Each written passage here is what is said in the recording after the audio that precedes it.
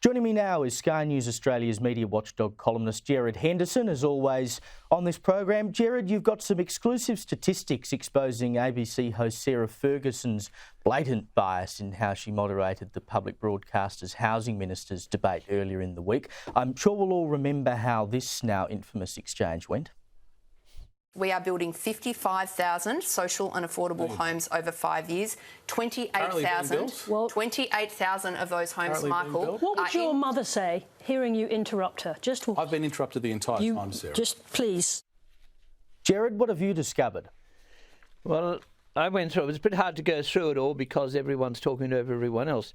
But the person on the program who did the most interruptions was Sarah Ferguson, and she interrupted Michael Sukkar on 16 occasions, and she interrupted Claire O'Neill on 8 occasions. So Sarah Ferguson interrupted Claire O'Neill much less than she interrupted Michael Sukkar, and Claire O'Neill interrupted Michael Sukkar 9 occasions, and Michael Sukkar interrupted Claire O'Neill on 7 occasions. So there you've got this situation where Sarah Ferguson dresses down Michael Sukkar like he's somewhere between age 8 and 14. You know, what would your mother say? I mean, and even at the age of 14, he probably wouldn't care, and maybe even at the age of 8, he wouldn't care, which is a ridiculous put down. But in fact, Claire O'Neill interrupted Sukkar more than Sukkar interrupted Claire O'Neill. So it's just an indication of where Sarah Ferguson sits. I mean, she thinks that Michael Sukkar ought to be put down. They were both interrupting each other, but the interrupter-in-chief, if you look at it that way, was Sarah Ferguson. She was interrupting more than anyone else, as is often the case.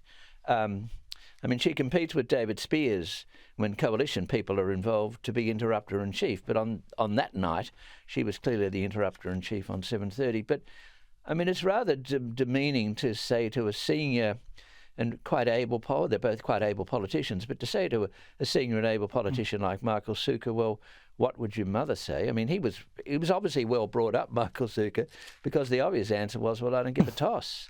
But he didn't say that. Well, and it seemed to me, Gerard, that she was trying to go for the gender angle. She was suggesting that it was somehow sexist that he had interrupted O'Neill. That's right. I mean, she was suggesting that he was a man interrupting a woman. Well, I must say, having looked at Claire O'Neill for many years, she's certainly capable of looking after herself. I mean, she doesn't need any help from Comrade Ferguson. She can do it herself. But to be in the other way, she doesn't need. She's feisty enough, and I don't even know that she would appreciate it because I don't think she needs any assistance. And I mean, they both gave as good as they got on that occasion at the interview. And look, I'm sure she can look after herself. Now, the allegedly cash-strapped ABC has flown multiple reporters to Rome to cover the death of Pope Francis. I mean, it seems a bit hypocritical for them to be crying poor, saying they need more money, Gerard, when you're able to sort of drop things and send someone over to cover the Pope's death in Rome. I do recall, though, they didn't send anyone over for the anniversary of the Holocaust. Well, that's a good point. That is a good point. But I was interested watching the footage because there you had Emma Rebellato and Catherine Diss. Well, one's come from Melbourne, one's come from London, and they meet in Rome, and they talk to each other. So there are plenty of people in Rome you can talk to. You don't have to find an ABC journalist from London to talk to them. So there they were, both of them together, talking to each other, while the ABC is saying they can't afford to send people. So, I mean, popes die all the time, as we know. The Pope was aged 88. The popes mainly would be in the office for somewhere between 20 years would be a maximum, and probably, something like a couple of weeks would be a minimum. But they're not there for long. The Holocaust happened once. It was one of the world's greatest horrific crimes, and the ABC couldn't send anyone there. Now, I must say, Sophie Ellsworth is doing a pretty good job at Sky News. She flew in from London, reporting the thing. But Emma has to be sent in from Melbourne to report what's going on in Rome, and finding her colleague from London and have a chat about it. So they can't be that hard up for money. Yeah, indeed. And I know, and Sophie as well. Sophie Ellsworth, I should note, does excellent work for Sky and the News Corp papers, and she does it all herself too. She's a one-woman band, and she's damn good at it. Just finally, Gerard, we've seen yet another example of the ABC giving the Teals a bit of a free kick. Have a listen. Executive Director of the Australia Institute, economist Richard Dennis. Richard, welcome back to Radio National Breakfast. Good morning. Both sides are looking to increase defence spending. At the same time, they're pitching themselves as responsible economic managers looking to reduce debt and deficit. Are all of those things possible at the same time? No. I mean, when it comes to defence, we have entirely different rules for economics, it seems. Your reaction, expert opinion, apparently. Well, as you know, when you come to elections, the ABC has very strict rules about how much time the government gets, the opposition gets, and the other parties. But they don't have strict rules about who's invited on. Now, Richard Dennis heads up the Australia Institute.